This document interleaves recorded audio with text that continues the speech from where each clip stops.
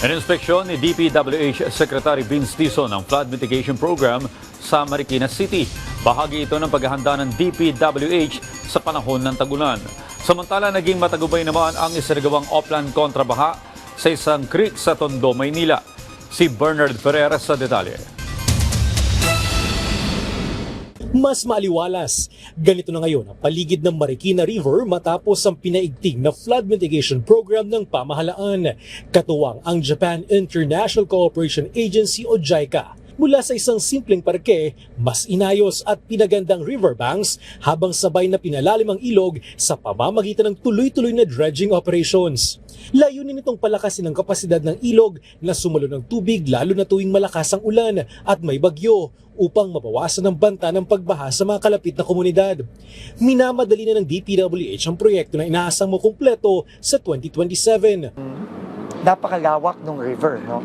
And ito, kung makikita nyo, kahit na park ito, flood control pa rin to technically. No? Kasi pinoprotektahan ito na walang encroachment sa river. No? Sabi ko nga, ito yung parang nakikita natin sa Korea, sa Japan. Personal ding ininspeksyon ni DPWH Secretary Vince Dizon kasamang lokal na pamahalaan ng Marikina at iba pang opisyal ang konstruksyon ng sumulong culvert pipe na ngayon ay mas malaki ang kapasidad para sa mas maayos sa pagdaloy ng tubig. Ito na ang ginagamit ng ibang bansa. So dapat ito na rin ang ginagamit natin. So mas malaking tulong. Mas mahal nga siya pero mas mabilis siya. Wala masyadong disruption sa mga kababayan natin. Tinututukan din ang Balanti Creek na kritikal upang masiguro ang tuloy-tuloy na agos at maiwasan ang pagbabara.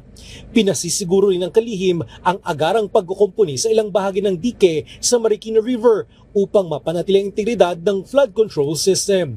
Samantala, naging matagumpay ang sinagawang Oplan kontrabaha ng pamunuan ng North Luzon Expressway o NLEX sa Maligaya Creek sa Tondo, Manila.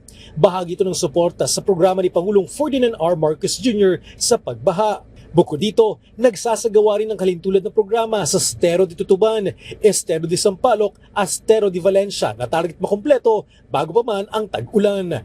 Bernard Ferrer para sa Pambansang TV sa Bagong Pilipinas.